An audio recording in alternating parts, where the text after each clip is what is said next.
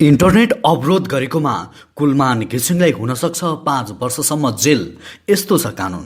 म गलत रहेछु, महानायक राजेश हमाल नै हुन्। शोभित बस्नेतको भनाई 3 महिनापछि बल्ल खोल्यो मनाङ जोड्ने सडक। बढ्यो सुनको मूल्य, कतिमा भइरहेको छ कारोबार, सम्पूर्ण जानकारी आजको समाचारमा। डडेलधुरामा काङ्ग्रेसको कार्यकर्ता भेलामा 2 समूहबीच झडप। दर्ता गरेर मात्रै कुकुर पाल्न पाइने खाना पकाउने ग्यास प्रति सिलिन्डर 511.88 रुपियाँले बढ्दै। ज्ञानेन्द्रले नयाँ ढङ्गबाट जान्छु भने राजतन्त्र फर्काउनुपर्छ। मोहन वैद्यको भनाई सरकारको वितरणमुखी कार्यक्रम 5 लाख घर परिवारलाई 5 अर्ब रुपियाँ बाँडिँदै। सुपरमार्केटदेखि खुद्रा पसलसम्म उपभोक्ता ठगीमा बाट बटिनेलाई रु 50,000 जरिवाना। यति एयरलाइन्सको दशैं तिहार योजना। स्कुटरदेखि हिरा उपहार, म चाहेर पनि मेरो छोरीलाई लोकदोहोरी गायिका बनाउन सक्दिन, राजु परिवारको भनाई। चन्द्रागिरी केबुलकार दशैं तिहारमा पनि खुल्ने। छोटो दूरीमा आफू खुसी भाडा तुक्दै व्यवसायी। गाडीमा नक्कली भाडा सूची। काठमाडौँ उपत्यका लगायत देशमा अधिकांश स्थानमा इन्टरनेट अवरुद्ध लगायतका आज दिनभरका केही महत्त्वपूर्ण र काम लाग्ने समाचार आजको यस भिडियोमा। दर्शकबिन, युट्युब च्यानल इन्फो खबरको समाचार बुलेटिनमा तपाईँलाई हार्दिक स्वागत छ। आज पनि केही महत्त्वपूर्ण समाचारको साथमा म सन्तोष कठायत उपस्थित भइसकेको छु।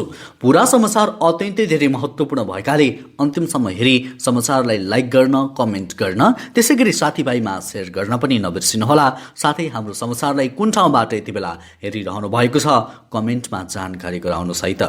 समाचारको सुरुमा कुलमान जेल जान सक्ने प्रसङ्ग।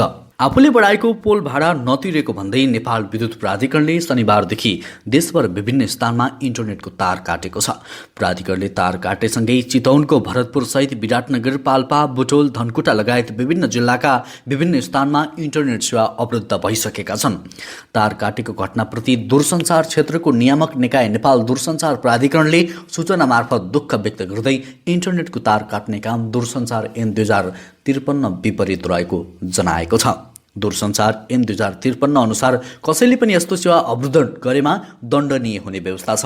दूरसञ्चार प्राधिकरणले जारी गरेको सूचनामा भनिएको छ, राज्यको अति आवश्यक सेवाको अवरुद्ध गर्ने जो कसैलाई पनि कानुनी कारबाही गर्न, यस्ता पूर्वाधारहरूको सुरक्षा गर्न सम्बन्धित सबैलाई अनुरोध गरिएको छ। दूरसञ्चार ऐन 2053 को दफा 47 मा दूरसञ्चार पूर्वाधारमा अवरुद्ध गर्नेलाई दण्ड र जरिवाना हुने व्यवस्था गरिएको छ।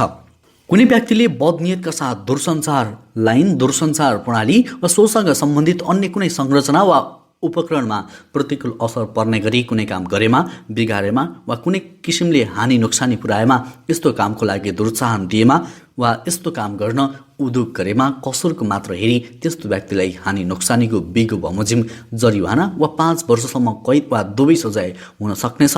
ऐनको दफा 47 को उपदफा 5 मा भनिएको छ। दर्शकबिन, इन्टरनेट सेवा प्रदायक कम्पनीहरूले नेपाल विद्युत प्राधिकरणलाई तिर्नुपर्ने रोयल्टी पटक पटक सूचना गर्दा पनि अटेर गरेपछि अति भएर इन्टरनेट सेवा अवरुद्ध गराएको हो। यस विषयमा तपाईँको धारणा के छ? कुलमान घिसिङको सपोर्टमा हुने सबैजनाले कमेन्टमा आई सपोर्ट कुलमान घिसिङ भनेर लेख्न नबिर्सिनुहोला। त्यसैगरी अब अर्को समाचार। बाढी पहिरोका कारण अवरुद्ध बनेको मनाङको सडक खण्ड 3 महिनापछि सञ्चालनमा आएको छ। मनाङको भ्राताङ भिरमा पहिरोले पुर्याएको क्षति मर्मत गरिएपछि सडक सञ्चालनमा आएको मनाङका प्रमुख जिल्लाधिकारी विष्णु लामिछानेले जानकारी दिएका छन्। भ्राताङ भिरको सडक मर्मत भएपछि मनाङको चामे गाउँपालिका र डिस्याङ गाउँपालिकामा जोडिएको सिडिओ लामिछानेले बताएका छन्। उनका अनुसार बेसी सहर चामे जोड्ने सडक खण्ड भने अझै सञ्चालनमा आइसकेको छैन, तर उक्त सडक खण्ड पनि 1-2 दिनभित्रै सञ्चालनमा ल्याउने गरी काम भइरहेको छ। भ्राताङको सडक मर्मत भएपछि जिल्लाको मुख्य सडक आइतबारदेखि औपचारिक रूपमा सञ्चालनमा आएको छ। सिडिओ लामिछानेले अनलाइन खबरसँग भने, बेसी सहर चामे सडक खण्डको भने बगर छापमा केही दलदले माटो अझै बाँकी छ। त्यसैगरी अब महानायकको प्रसङ्ग। निर्देशक शोभित बस्नेतले महानायक राजेश हमाल नै भएको भन्दै आफू गलत रहेको स्वीकार गरेका छन्। आज काठमाडौँमा आयोजना गरिएको चलचित्र डाँडाको बडपिपलको ट्रेलर रिलिज कार्यक्रममा शोभितले हमालको तस्बिरलाई प्रमुख अतिथि बनाएका थिए। हमालको फोटोलाई प्रमुख अतिथि बनाउनुको कारणबारे शोभितले भने, मैले जहिले पनि महानायक भन्दा सुपरस्टार ठुलो भन्ने ठान्थेँ, त्यसैले चलचित्र क्षेत्रमा राजेश हमाल भन्दा ठुलो कोही पनि छैन भनेर उहाँलाई सुपरस्टार भनेको हुँ। तर म गलत रहेछु, त्यसैले सबैसँग माफी माग्दै आजबाट हरेक ठाउँमा राजेश हमाललाई नै महानायक भन्नेछु। मेरो लागि अब सुपरस्टार भुवन केसी हुनुहुन्छ। शोभितले हमालले महानायक रहेको स्वीकार गर्दै आफूले उनको तस्बिरलाई प्रमुख अतिथि बनाएको समेत बताएका छन्। आफूले फेरि अर्को विवाद निकाल्न र चलचित्र बनाउनका लागि हमाललाई महानायक नमानेको शोभितको तर्क थियो। दर्शकबिन, यति बेला महानायक ट्याग नै विवादित बनेको छ। तपाईको विचारमा असली महानायक को हो त? राजेश हमाल भन्दा अरू विकल्प छैन भन्नुहुन्छ भने सबैजनाले कमेन्टमा I am with Rajesh Hamal भनेर कमेन्ट गर्नुहोला। त्यसैगरी अब अर्को समाचार। चन्द्रगिरी केबुल कार दशैं तिहारमा पनि खुल्ने भएको छ। चन्द्रगिरी हिल्स प्रहरीले भालेश्वर मन्दिर दर्शन र चन्द्रगिरी रिसोर्टमा जाने पाहुनाका लागि लक्षित गरेर दशैं तथा तिहारमा पनि केबुल कार खोल्ने निर्णय गरेको हो। हिल्सका महाप्रबन्धक अभिषेक विक्रम शाहले दशैं तथा तिहारमा चन्द्रगिरी घुम्न जाने पाहुनाले लक्षित गर्दै दशैं तिहारका सबै दिन केबुल कार तथा रिसोर्ट सञ्चालन गर्न लागेको राससलाई जानकारी दिएका छन्। हाल चन्द्रगिरी हिल्समा केबुल कार मार्फत 1000 हाराहारीमा स्वदेशी तथा विदेशी पर्यटक आवतजावत गर्दै आएका छन्। 90 कोठा रहेको चन्द्रगिरी रिसोर्ट समेत दैनिक 60% बुकिङ हुँदै आएको महाप्रबन्धक शाहले बताए। चन्द्रगिरी हिल्सले दोस्रो चरणको कोरोना संक्रमणको समयको सदुपयोग गर्दै भालेश्वर मन्दिरदेखि खेल मैदानसम्म 100 मिटर लामो जिप लाइन समेत सञ्चालनमा ल्याएको छ। त्यसैगरी अब अर्को समाचार। सरकारले 5 लाख घर परिवारलाई 5 अर्ब रुपियाँ वितरण गर्ने तयारी गरेको छ। करिब 5000 गरिब परिवारलाई 10,000 का दरले रकम वितरण गर्ने योजनाका साथ अर्थ मन्त्रालयले कार्यविधि तयार गरी प्रस्ताव प्रधानमन्त्री तथा मन्त्रीपरिषद कार्यालयमा पुर्याइएको हो। एक परिवारमा न्यूनतम 5 जना सदस्य रहने अनुमानका आधारमा यो रकम कम्तीमा 5 लाख घर परिवारका 25 लाख मानिससम्म पुग्ने गरी कार्यविधि तय गरिएको छ। सिफारिसलाई सदर गरेपछि स्थानीय तहका नाममा सरकारले पठाएको रकमबाट गरिब परिवारलाई 10,000 का दरले नगद उपलब्ध गराइँदैछ। दर्शकबिन, यो योजना तपाईलाई कस्तो लाग्यो कृपया कमेन्टमा आफ्नो धारणा व्यक्त गर्नुहोला। त्यसैगरी अब ग्यासको प्रसङ्ग। इन्डियन आयल कर्पोरेसन आइओसीबाट नयाँ मूल्य सूची प्राप्त भएसँगै नेपाल आयल निगमको नोक्सानी थप बढ्न देखिएको छ। अक्टोबर 1 मा आइओसीबाट प्राप्त मूल्य सूचीका आधारमा 15 दिनमा इन्धन बिक्रीबाट रु 1 अर्ब 50 करोडभन्दा बढी नोक्सान हुने निगमको प्रक्षेपण रहेको छ। आइओसीले पठाएको नयाँ मूल्य र नेपालभित्र लाग्ने कर तथा अन्य विभिन्न लागत जोड्दा निगमलाई प्रति लिटर पेट्रोलमा 139.18 रुपियाँ, डिजेलमा 120.01 रुपियाँ, मट्टीतेलमा 93.94 रुपियाँ, आन्तरिक उडानमा प्रयोग हुने हवाई इन्धनमा 84.07 रुपियाँ, बाह्य उडानमा प्रयोग हुने हवाई इन्धनमा 76.44 रुपियाँ र खाना पकाउने एलपी ग्यासमा प्रति सिलिन्डर रु 1961.88 लागत पर्ने देखिएको छ। त्यसैगरी अब सुन सम्बन्धी जानकारी। नेपाली बजारमा आज पनि सुनको मूल्यमा सामान्य वृद्धि भएको छ। साताको अन्तिम दिन शुक्रबारको तुलनामा आज छापावाला सुन प्रति तोला 200 रुपियाँले बढेको छ। वृद्धि भएको मूल्य अनुसार आज प्रति तोला 89,800 रुपियाँमा कायम भएको सुनचाँदी व्यवसायी महासङ्घले जनाएको छ। महासङ्घका अनुसार तेजाबी सुन आज प्रति तोला 89,350 रुपियाँमा कारोबार भएको छ। त्यस्तै आज चाँदीको मूल्य पनि बढेको छ। आज चाँदी तोलाको 20 रुपियाँले बढेर 1,160 रुपियाँमा नै कारोबार भइरहेको महासङ्घले जनाएको छ। त्यसैगरी अब अर्को समाचार। काठमाडौँ उपत्यकाको छोटो दूरीमा चल्ने सवारी साधनले आफू खुसी भाडा दर तोक्न थालेका छन्। उपत्यकाका यातायात व्यवसायीले केही दिन यता आफू खुसी भाडा तोक्न थालेका हुन्। पछिल्लो समय छोटो दूरीमा चल्ने सवारी साधनले 14 रुपियाँ पर्ने गाडी भाडा 20 रुपियाँ र 20 रुपियाँ पर्ने गाडी भाडा बढाएर 30 रुपियाँसम्म पुर्याएका छन्। यात्रुले सोधी खोजी गरेमा देखाउनेलाई बढेको भाडाको नक्कली सूची समेत सवारीमा राख्दै आएका छन्। व्यवसायीले आफू खुसी भाडा तोकेर यात्रु ठगेको पाइएपछि महानगरीय ट्राफिक प्रहरी महाशाखाले 2 दिनमा 119 वटा सवारीलाई सामान्य कारबाही गरिसकेको छ। महाशाखाका प्रवक्ता सञ्जीव शर्माले शनिबार 65 र आइतबार 54 वटा सवारीलाई कारबाही गरेको बताएका छन्। त्यसैगरी अब राजु परियारको प्रसङ्ग। वरिष्ठ लोकदोहोरी गायक राजु परियारले पछिल्लो समय लोकगीतहरूमा धेरै बिक्रीहरू आएको बताएका छन्।